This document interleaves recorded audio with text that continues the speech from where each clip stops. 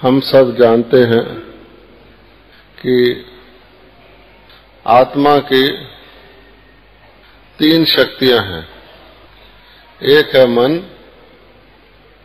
दूसरी है बुद्धि और तीसरी है संस्कार। बाबा ने ये भी बताया है कि हर आत्मा एक्टर का अलग अलग पार्ट है, अपना अपना पार्ट है। कल ही मुरली में बताया है। अर्थात हर आत्मा के अपने अपने अलग अलग संस्कार हैं। एक के संस्कार दूसरे से नहीं मिलते। यदि 2 ट्विंस भी जन्म लेते हैं, जिसको जुड़वा बच्चे कहते हैं, उनके भी संस्कार अलग अलग होते हैं। एक माता पिता के बच्चों के संस्कार अलग अलग होते हैं। वैसे तो थोड़ा बहुत माता पिता और बच्चों के संस्कार मिलते हैं। इसीलिए कहा जाता है, पिता पर पूत, जात पर घोड़ा, बहुत नहीं तो थोड़ा थोड़ा। फिर भी हर आत्मा के जो शरीर धारण करती है, उसकी अंगूठे के निशान या उसकी हस्त रेखाएं 2 आत्माओं की आपस में नहीं मिलती। एक ही आत्मा के भी जितने भी जन्म कल्प में होते हैं, अधिक से अधिक 84, कम से कम 1, तो 1 से ज्यादा जन्म होते हैं, उसके भी अपने ही हस्तरेखाएं एक जन्म की दूसरे से नहीं मिलती। यहां तक कि एक ही जन्म में भी उसकी रेखाएं बदलती रहती हैं। ये संस्कारों का प्रतिबिंब है। तो हम सब आत्माओं में अपने अपने संस्कार भरे हुए हैं और वो सतयुग से लेकर कलयुग अंत तक बदलते रहते हैं। ऐसी परिस्थिति में संस्कार मिलन का क्या अर्थ है? आप देखेंगे कि जो संस्कार बदलते रहते हैं, वो ऊपर से नीचे को आते हैं।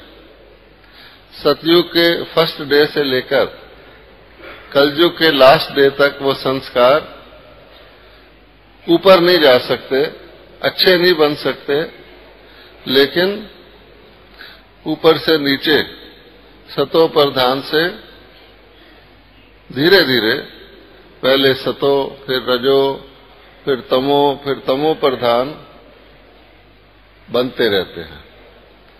आज भी बाबा ने बताया है कि केवल संगम युग पर एक ही ऐसा युग है जिसमें हमारे संस्कार, जो बाबा के ब्रह्मा द्वारा मुखवंशावली बच्चे बनते हैं, उनके संस्कार जो बदलते हैं, वो नीचे से ऊपर को जाते हैं।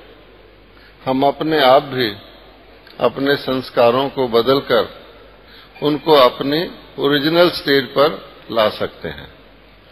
बाकी आत्माएं, उनके संस्कार जो पुराने हो गए हैं, जिसमें मिलावट आ गई है, वो अपनी शक्ति से नहीं बदलते, वो विनाश द्वारा अग्नि से या यूं कहें सजाएं खाकर बदलते हैं। अब संस्कार जबकि हमारे अलग अलग हैं, तो संस्कार मिलन और संस्कार मिलन की रास, फिर उसकी महारास का क्या अर्थ है? तो आप देखेंगे कि जो संस्कार पॉजिटिव हैं, जो हमारे ओरिजिनल गुणों के अनुसार हैं, हमारे ओरिजिनल गुण क्या हैं? हम आत्माएं ओरिजिनली प्रेम स्वरूप हैं। शुरू से आदि में हम आत्माएं शांत स्वरूप हैं। हम आत्माएं शक्ति स्वरूप हैं। और भी बहुत सारे गुण हैं। हम केवल प्रेम और शांति को ही ले लें। जितने भी हमारे आदि गुण हैं वो एक आत्मा को दूसरी से मिलाने वाले हैं। अर्थात सतयुग में स्वाभाविक ही, क्योंकि प्रेम प्रेम से मिलेगा तो क्या होगा, प्रेम बढ़ेगा। दो व्यक्ति शांत स्वभाव वाले मिलेंगे तो क्या होगा, शांति का ज्यादा अनुभव होगा। तो इस प्रकार से वो नेचुरल संस्कार शरीर धारण करने के बाद भी हमारे प्रकट होते हैं। और जन्म लेने का अर्थ ही है कि अपने अंदरूनी संस्कारों को एक दूसरे के साथ जब हम संबंध में आते हैं तो वो बढ़ते हैं। जैसे एक और एक कहा जाता है 11 हो जाते हैं या 2 हो जाते हैं, तो वो हमारे संस्कारों का बढ़ने का उनके अनुभव प्रैक्टिकल लाइफ में होता है। इसी वजह से सतयुग में जो रास होती है, आपको पता है सतयुग के जब भी सीन बनाते हैं, यहां भी कोई सीनरी होगी तो उसमें रास जरूर होगी। तो वो कुदरती स्नेह के, प्रेम के, खुशी के, आनंद के संस्कारों की जीवन होती है।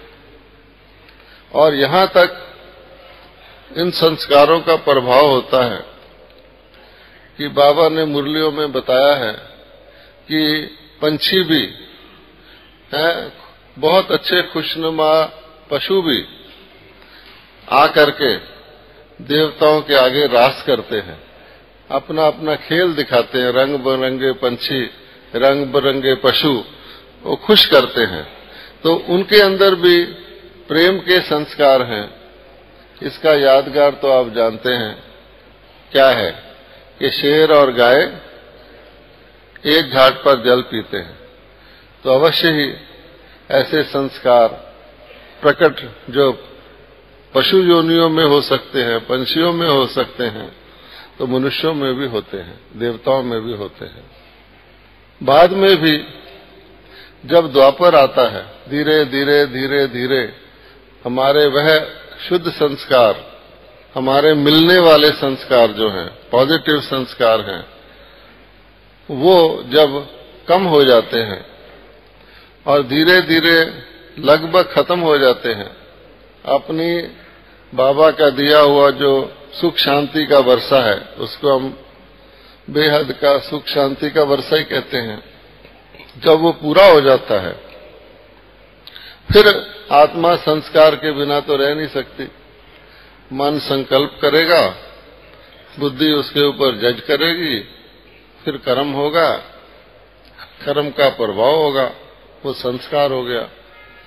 तो फिर हमारे संस्कार धीरे धीरे पॉजिटिव से नेगेटिव हो जाते हैं। जैसे समझो कि दिन से शाम हो जाती है, लाइट कम हो जाती है, शाम हो जाती है, फिर धीरे धीरे शाम भी खत्म हो जाती है तो बिल्कुल रात्रि हो जाती है।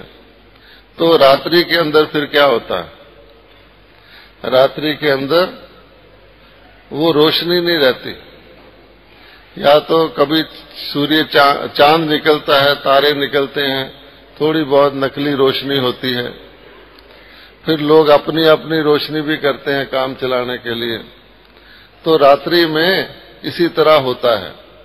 तो आत्माओं के जीवन में भी, जिसको हम एक शब्द में ब्रह्मा की रात कहते हैं, ब्रह्मा का दिन अर्थात ब्राह्मणों का दिन, ब्रह्मा का दिन खत्म हुआ, ब्रह्मा की रात अर्थात ब्राह्मणों की रात शुरू हो जाती है।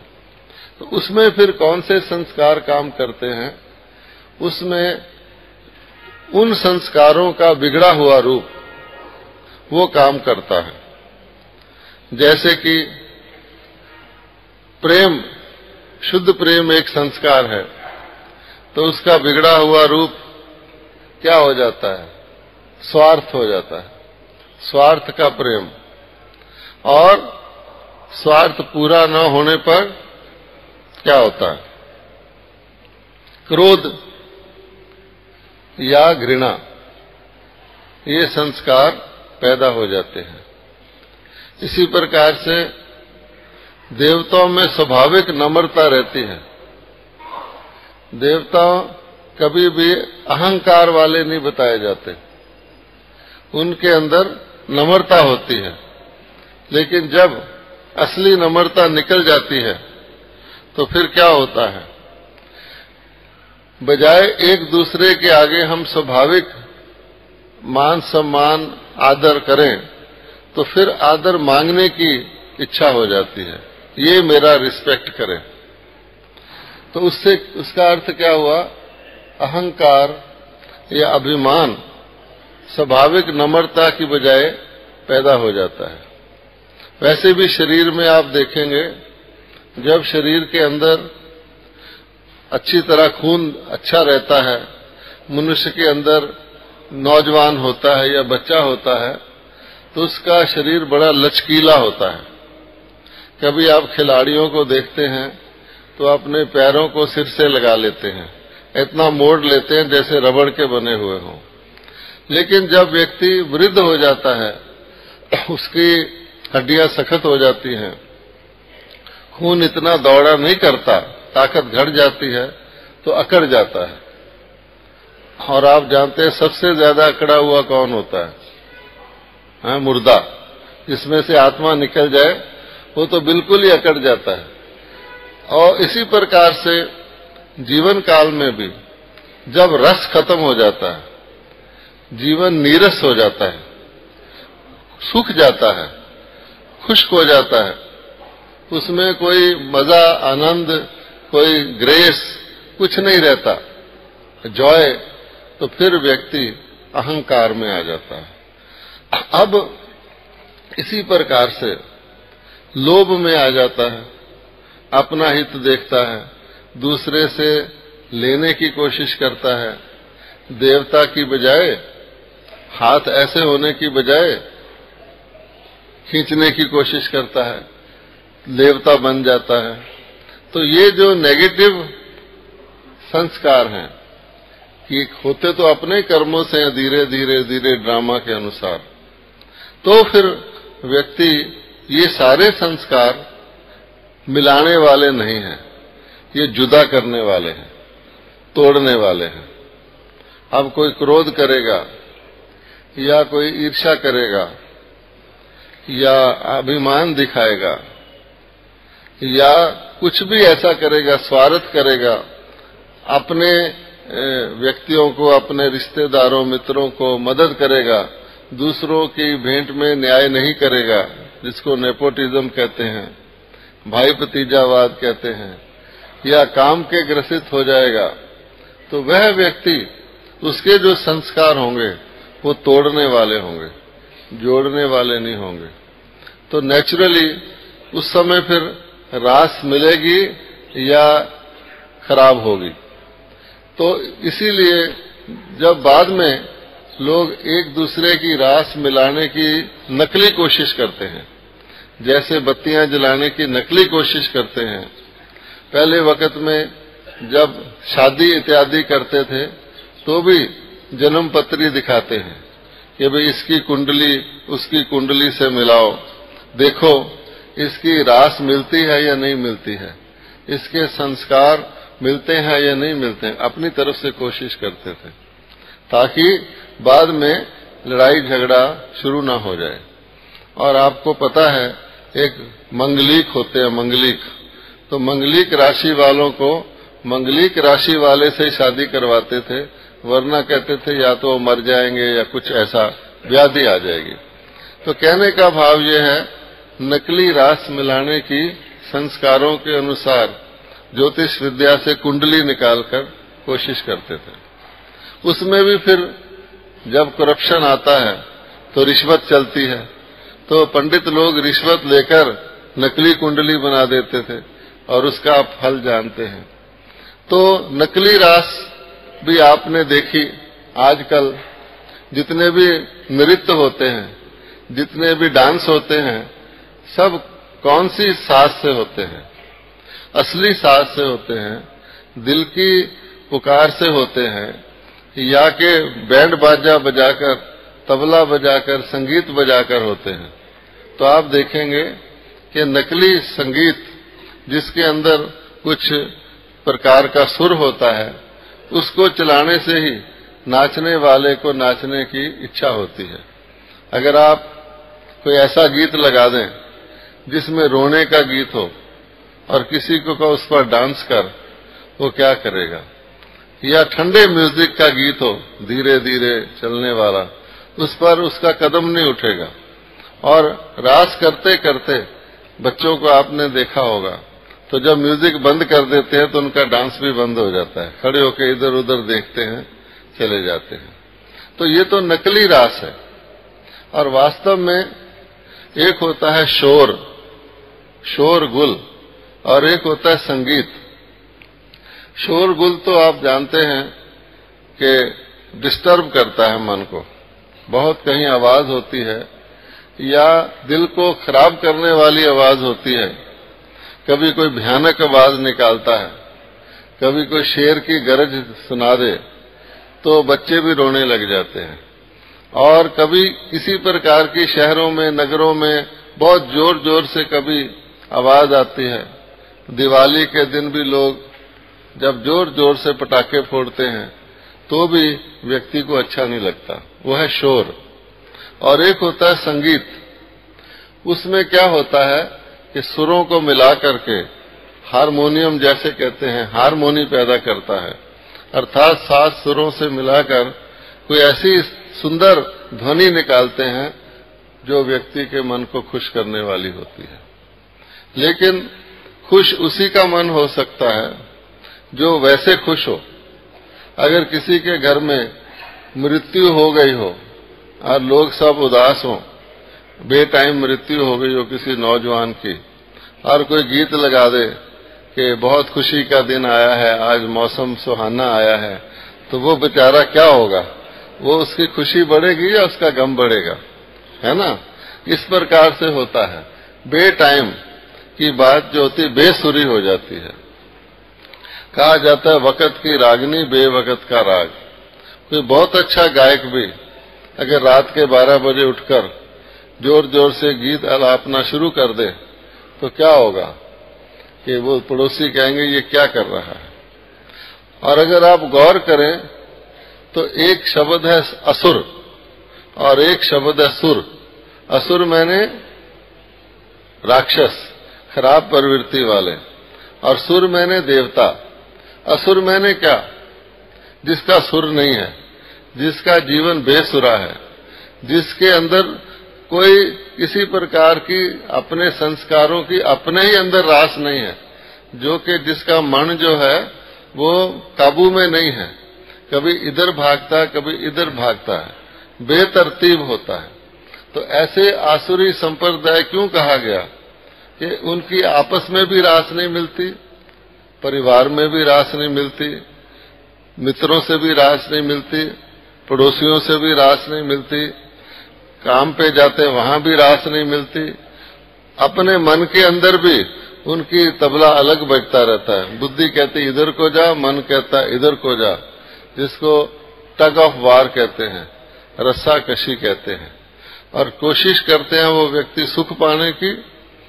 होता क्या है, जैसे आज की मुरली में था कि संबंध की बजाय कोशिश करते हैं संबंध बनाने की, बन जाता है बंधन।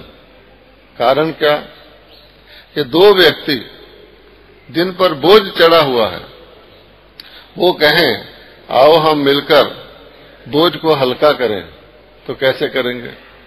उसके ऊपर भी बोझ है, उसके ऊपर भी बोझ है, दोनों मिलकर के बोझ को हल्का कैसे करेंगे? जैसे कई लोग कहते हैं आधे को आधे से मल्टीप्लाई करो, एक वैसे ही पूरा नहीं है, आधा है, दूसरा भी आधा है। आधे को आधे से मल्टीप्लाई करो तो क्या हो जाएगा? चौथा रह जाएगा। क्यों? उसके भी अवगुण उसमें आ जाएंगे, उसके अवगुण उसमें आ जाएंगे, दोनों के गुण एक दूसरे के नहीं आएंगे क्योंकि है ही नेगेटिव। उसने भी उसके अवगुण देखने हैं, उसने भी उसके अवगुण देखने हैं, तो फिर गुण कैसे आएंगे? कहते हैं दो पार्टनर थे, वो कहीं रामलीला देखने गए दुकान बंद करके।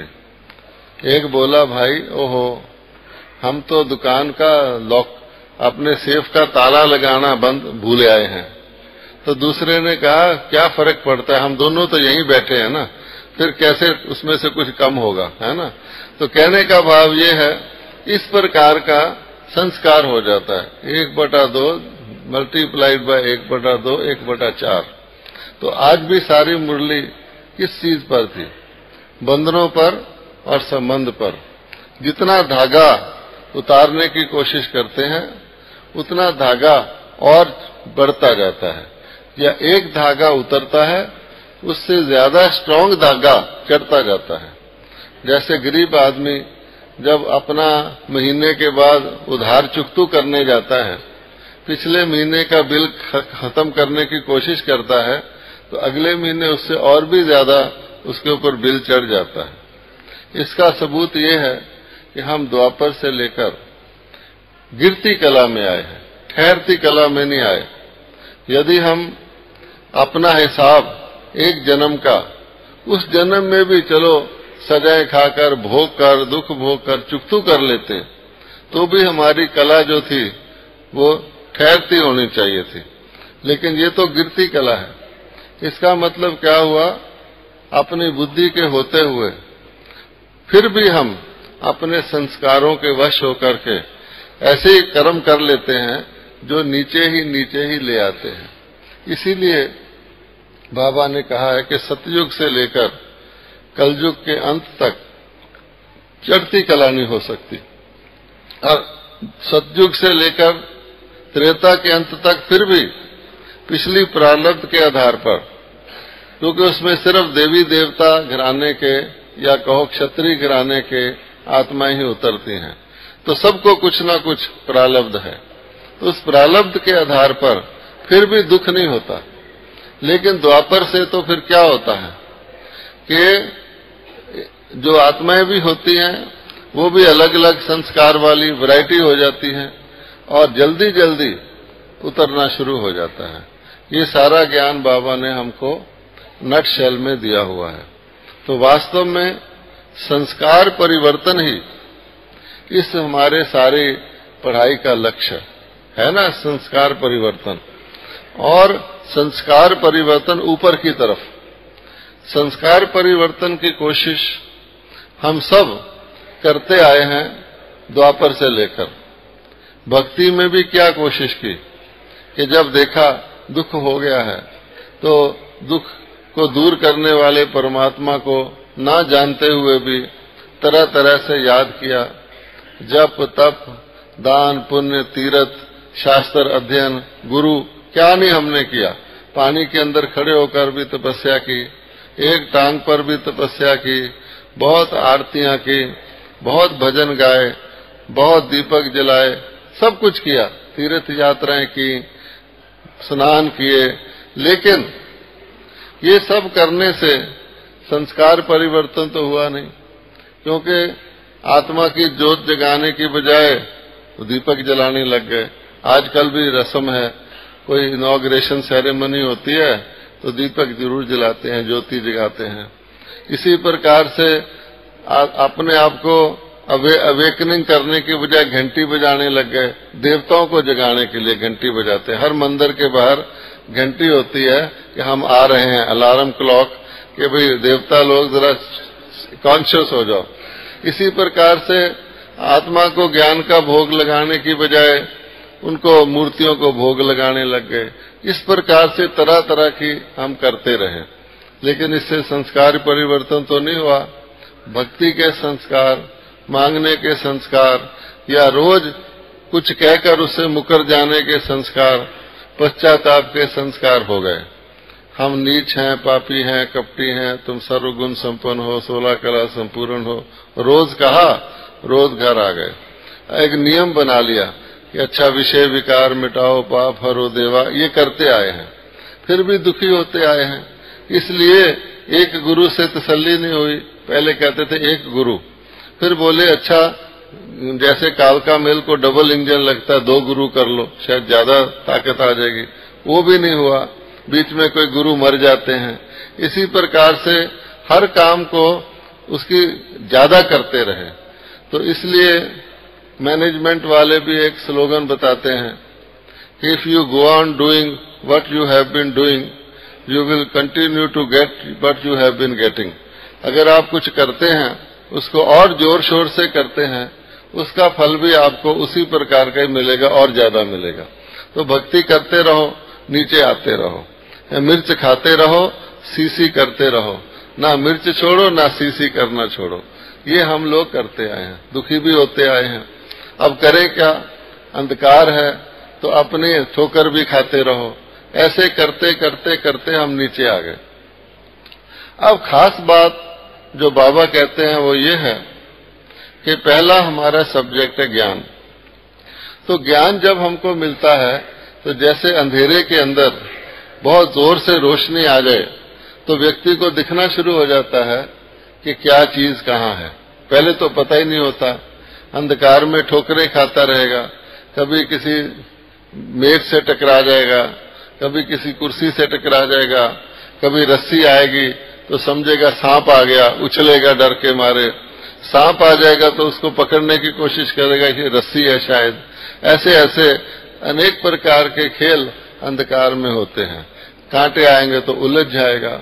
तो ये जीव इस प्रकार से जीवन में भी ऐसा ही है, जिसको हम कहते हैं पर्सनैलिटी क्लैश को अनुभव ना होने के कारण बार बार धक्का खा के दुखी होना, ये भी एक प्रकार के अंधकार के कारण ही होता है। इसी तरह से जितने भी हैं, रस्सी को सांप समझना अर्थात मित्र को शत्रु समझ लेना, सांप को रस्सी समझना, शत्रु को मित्र समझ लेना, जैसे दुर्योधन के लिए कहा गया है कि पानी को शीशा समझा, शीशा को पानी समझा, ये सारा अंधकार के कारण होता है।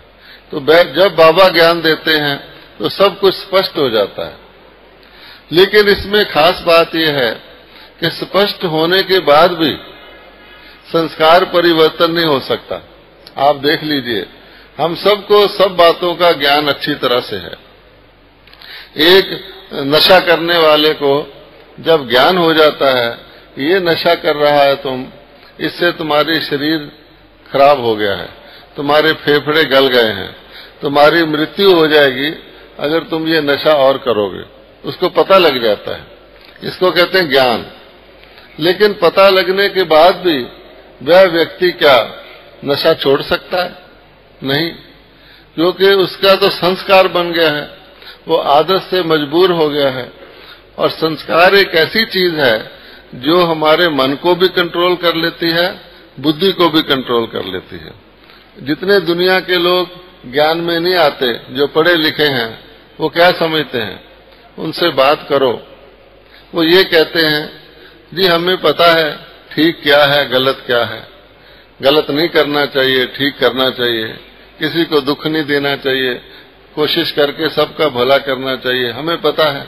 फिर हम ये ज्ञान क्यों ले आत्मा का, परमात्मा का? उनको समझ में नहीं आता कि पता तो तुमको है, लेकिन क्या तुम कर सकते हो? चाहिए चाहिए है ना, ये चाहिए, ये चाहिए, ये होना चाहिए, होता तो नहीं है ना। इसी प्रकार से किसी व्यक्ति को केवल ज्ञान हो जाए कि ये चीज राइट है, ये चीज रॉन्ग है, तो भी काम नहीं चलता।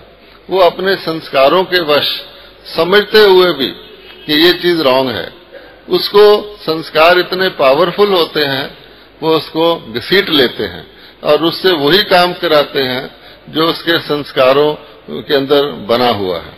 जैसे हम पहले कर्म करते हैं, कर्म का कुछ संस्कार बनता है, फिर उस संस्कार के आधार पर दोबारा विचार उठता है। अब जो विचार उठता है उसमें थोड़ा सा इस नए संस्कार का मिक्सचर भी हो जाता है। उसके बाद मन में विचार उठा बुद्धि ने कहा नहीं, ये तो कुछ ठीक नहीं लगता है। फिर क्या होता है, जैसे चोर ने पहली बार चोरी की तो क्या होता है, चोर को अच्छा नहीं लगता, किसी का माल लेके जा रहा हूं, ये तो खराब बात है, लेकिन कर लिया। उसके बाद थोड़ी देर उसका असर हुआ, फिर वो दूसरी बारी चोरी करने जाएगा तो उसका असर कम होगा, कहेगा पिछली बारी भी की थी, चलो धीरे धीरे वो आदि चोर बन जाएगा। प्रथम बार जो उसकी अंतरात्मा ने रोका था, उसकी बुद्धि ने रोका था, ये बात ठीक नहीं है, धीरे धीरे वही बात उसको नेचुरल और ठीक लगने लग जाएगी। आप देख लीजिए, गांधी जी कहते हैं मैंने एक बार पता नहीं बकरी खा लिया मांस, तो मुझे लगा मेरे पेट में बकरी बोल रही है। अच्छा, इसी प्रकार से कोई भी व्यक्ति कुछ उल्टा काम करता है तो उसको पहली बार बहुत खराब लगता है, परंतु धीरे धीरे वो आदी हो जाता है। तो कर्मों से आदत बनती है, आदत बहुत पक्की हो जाती है तो गहरी आदत बन जाती है, जिसको कहा जाता है हैबिट्स डाई हार्ड। और फिर वो आदत ऐसा संस्कार का रूप ले लेती है कि वो छूटती ही नहीं। अब कई बार दादी जी ने हमसे हाथ उठवाया है, कहो वायदा करो हम क्रोध नहीं करेंगे, ठीक है। हमने सच्चे दिल से, किसी ने झूठे दिल से तो उठाया नहीं, अपनी ही खराबी है, उसको ठीक करने के लिए हमने सच्चे दिल से हाथ उठाया, हम क्रोध नहीं करेंगे। अच्छा, फिर क्या हुआ, काफी समय उसका असर रहता है, देखो हमने वायदा किया हुआ है, लेकिन फिर पता नहीं लगता, जैसे कोई चीज है चाय ठंडी हो जाती है, वो हमारा संकल्प भी धीरे धीरे ठंडा हो जाता है। फिर हम देखते हैं अरे क्रोध आ गया, फिर सोचते हैं क्यों आया, क्रोध पर क्रोध करना शुरू कर देते हैं। इसको कहते हैं त्रेता युगी योद्धा, युद्ध करते हैं, लेकिन वो क्यों नहीं जाता। बेसिक कारण ये है कि संस्कार नहीं मिटा है। किसी घास को आप ऊपर से काट दो तो ऐसे लगेगा बिल्कुल साफ हो गया, परंतु उसकी जो जड़ है वो तो अंदर है, इसके कारण से वो अगले दिन फिर घास निकले आता है। भाई लोग जो शेव करते हैं उनको तो मालूम ही है कि कितनी देर वो रहता है। इसीलिए जब संस्कारों से ये निकाल देंगे तो सतयुग में आपके शेव उगेगी नहीं, है ना, संस्कारों से निकाल दिया ना। इसी प्रकार से ये संस्कारों का, अब बहनें तो ताली बजा नहीं सकती इसमें क्योंकि उनको मालूम नहीं है, लेकिन आप भी पिछले जन्मों में शायद ये करते रहे हो। अब आप देखिए कि मेन काम फिर वही हो जाता है, संस्कार परिवर्तन। और बाबा ने बताया है संस्कार परिवर्तन का एक ही तरीका है, और हमारा एक ही ऐसा सब्जेक्ट है जो हमारे को ऊपर ले जाता है, और हम सब जानते हैं वो सब्जेक्ट कौन सा है, कौन सा सब्जेक्ट है, शिव बाबा से योग, ठीक है ना। आप देखेंगे आजकल ऐसी मशीनें भी निकली हैं जो जला करके बालों की जड़ों को जला देती हैं, और उससे जो है दोबारा वो बाल नहीं उगते। ऐसी ऐसी मशीनें, लेजर होता है उसमें, जड़ तक जाती हैं, काफी समय वो खत्म हो जाते हैं। इसी प्रकार से बाबा ने बताया है योग एक अग्नि है। योग ही ऐसी वस्तु है जिससे हमारे संस्कार जड़ से भस्म हो जाते हैं, और जितना हम योगी बनते हैं उतना ही बाबा ने बताया हुआ पवित्र बनो, योगी बनो। योग से ही हमें शक्ति आती है, क्योंकि बोझ हटता है। किसी चीज में किसी को सफलता मिलती है तो उसका उत्साह उमंग बढ़ता है, और अगर किसी चीज में उसको मेहनत करने पर भी सफलता नहीं मिलती तो निराश हो जाता है, और उसके अंदर क्या होता है, आलस्य और अलबेलापन आ जाता है। ये जो हम आलस्य और अलबेलापन कहते हैं, बाबा ने कई बार दुकानदार का मिसाल दिया है कि अगर दुकानदार को कमाई हो रही हो तो वह रोटी भोजन करते हुए भी कस्टमर को अटेंड कर लेता है, दुकान का शटर बंद करते हुए भी कहता है अच्छा लाओ, उसका सेल कर लेता है। और अगर दुकानदार को कोई कस्टमर नहीं आए तो उबासी लेता रहता है। इसीलिए बाबा कहते हैं कि उबासी लेने वाला जब उबासी को लेता है समझो उसकी कमाई नहीं हो रही है। एक बार बहुत वर्ष पहले पटना के अंदर एक जलान सेठ होते थे, तो जलान सेठ बाबा के बच्चे बने, बहुत अमीर व्यक्ति थे, धनवान व्यक्ति थे, और दादी प्रकाश मणि जी भी उसके घर टीचर के रूप में गई थी। उसका बहुत बड़ा महल था, उसके पीछे गंगा नदी बहती थी और नदी के अंदर महल से ही रास्ता जाता था, इतना बड़ा उसका बंगला था। तो कश्ती भी थी उसके पास। तो एक बार उन्होंने बाबा वहां गए तो उन्होंने कहा, हम रात को, बाबा ने कहा जैसे शुरू में योग लगवाया था बाबा ने बच्चों से, ऐसे रस्सी बांधकर शिव बाबा से गोल्डन धागा बांधकर, तो रात को ये प्रोग्राम करेंगे। तो सब उमंग उत्साह से सारा प्रबंध किया गया और वो प्रोग्राम भोजन के बाद शुरू होना था। जब गंगा नदी के अंदर बोट था, बिजली लगाई गई। आखिर जब वो जलान सेठ आया तो उस प्रोग्राम के अंदर तो उसने उबासी ले ली। तो बाबा ने वो प्रोग्राम कैंसिल कर दिया कि भी इसका कोई फायदा नहीं है, जिस व्यक्ति को हम चाहते हैं वो फिरे, उसको उबासी आ गई। ये एक निशानी है। आप भी कभी देखिए, मान लो मैं लंबा लेक्चर करता रहूं तो क्या होगा, तो मुझे पता लग जाएगा 2-4 भाई बहन उबासी ले रहे हैं, तो इसका मतलब यह है कि आप इसको बंद कर देना चाहिए। तो इसी प्रकार से अब आप योग में जाएं, आपका योग नहीं लगे, दूसरी बारी जाएं, योग नहीं लगे, फिर आप क्या सोचते हैं कि भाई योग तो लगता नहीं, जाने का क्या फायदा। तो इसकी बजाय कि जाते रहें, तो वो सोचते हैं कि इससे तो अच्छा भाई चलो ना ही जाएं, टाइम भी जाता है। तो ऐसे ऐसे माया धीरे धीरे खिसका देती है। बाबा ने कहा हुआ अगर नहीं भी लगता जाके बैठ जाओ, उसके भी नंबर हैं, धीरे धीरे तुम्हारा लगना शुरू हो जाएगा। अगर हमें ये बात पक्की हो कि हमारा संस्कार परिवर्तन केवल एक ही विषय से हो सकता है, सेवा में आपको खुशी मिलेगी, सेवा में आपके माया नहीं आएगी, दूसरे को कहोगे क्रोध नहीं करना, खुद कैसे करोगे। इसी प्रकार से आपका समय सफल होगा। इसी प्रकार से दैवी गुणों की धारणा भी जब ही होगी अगर हम योग लगाकर अपने संस्कारों को चेंज करेंगे। वरना दैवी गुणों की इच्छा करते हुए भी, बहुत से दैवी गुण होते हुए भी, एक आध ऐसा आसुरी या बेसुरा गुण अंदर आ गया तो उसकी व्यक्ति को ऐसे लगेगा सारी ड्रेस सफेद है, 2 दाग इसमें पड़े हुए हैं, तो सारा ध्यान उसका दाग की तरफ चले जाएगा। इस वास्ते अपने आप से भी उसको खुशी नहीं होगी। ज्ञान भी सुनेंगे, रोज सुनेंगे, बाबा कहेगा तुम संस्कार परिवर्तन करो, अवगुणों को हटाओ, हटेंगे नहीं तो निराश होंगे। इसलिए आज के समझिए हमारी सब्जेक्ट का सार ये है कि यदि हम संस्कार मिलाना चाहते हैं तो पहले अपने संस्कारों को हमें चेंज करना पड़ेगा। चेंज करके अपना भी फायदा है, अपने जो बदले हुए संस्कार हैं, जो हमारे नहीं हैं लेकिन हमारे ऊपर चढ़ गए हैं, उस संस्कारों के बोझ को या मैल को हमें हटाना पड़ेगा।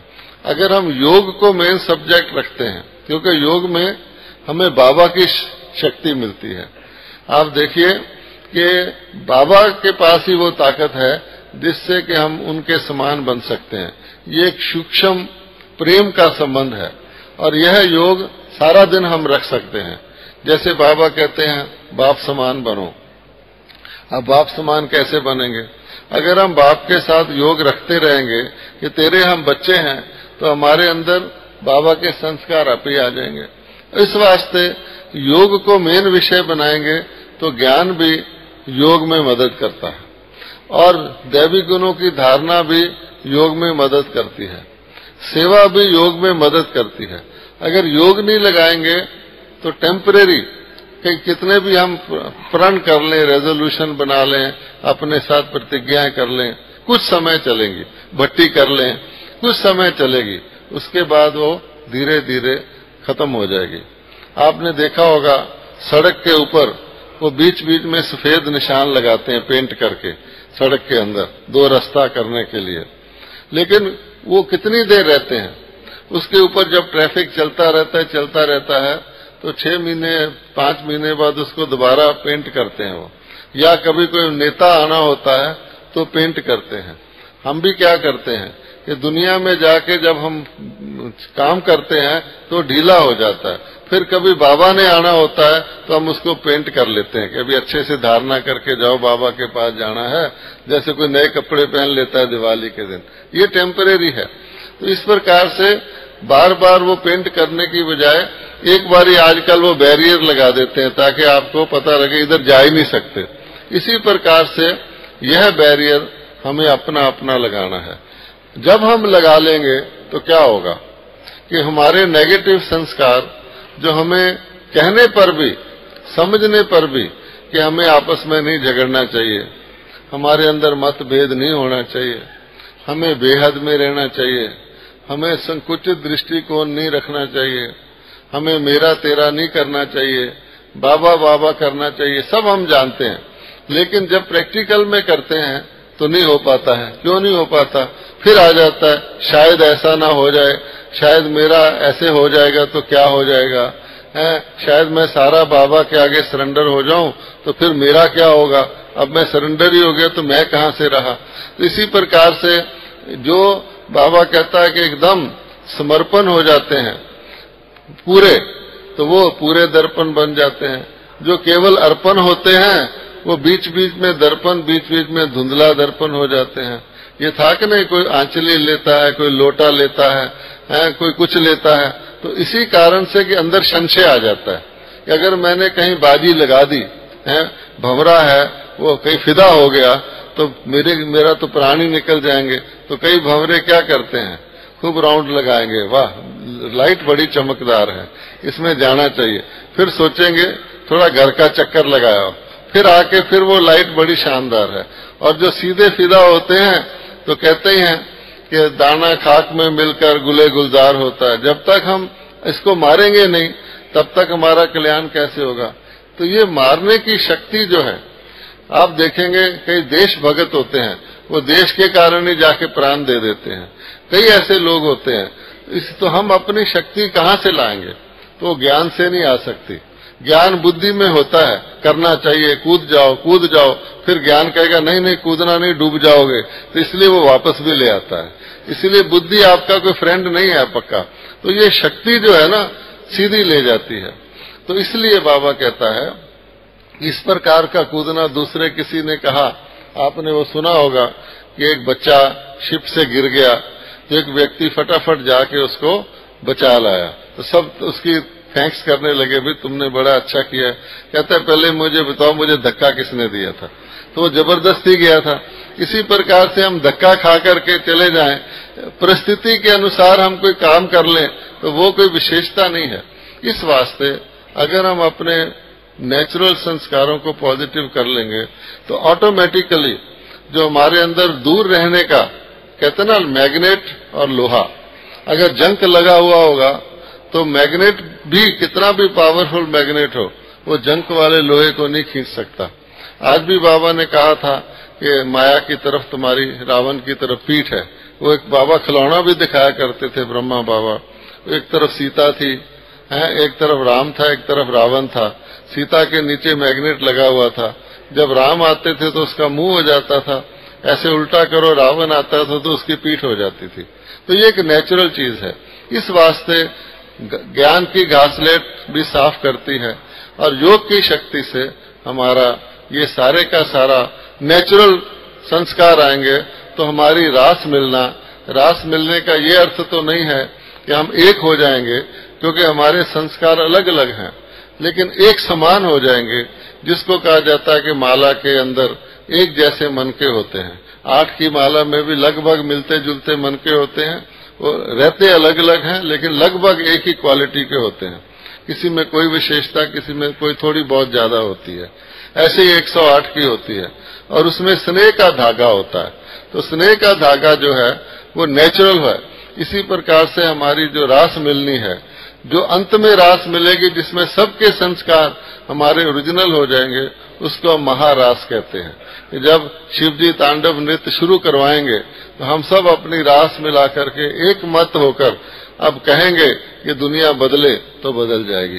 तैयारी सब है, लेकिन हमारी तरफ से कभी हम कहते हैं बदले, कभी कहते हैं थोड़ा ना बदले, अभी हमें तैयार हो जाने दो। पर्दा उठने लगता है ना स्टेज का, तो एक आध एक्टर अभी मेकअप कर रहा होता है। मान लो हनुमान के पूंछ ही नहीं लगी अभी तक, तो वो कहे रामलीला शुरू हो गई, कहेगा थोड़ा रुक जाओ, मुझे अपनी पूंछ तो लगा लेने दो। इस वास्ते हमारे हाथ में बाबा ने चाबी दी हुई है, आप करेंगे तो आपकी सफलता है। ओम शांति।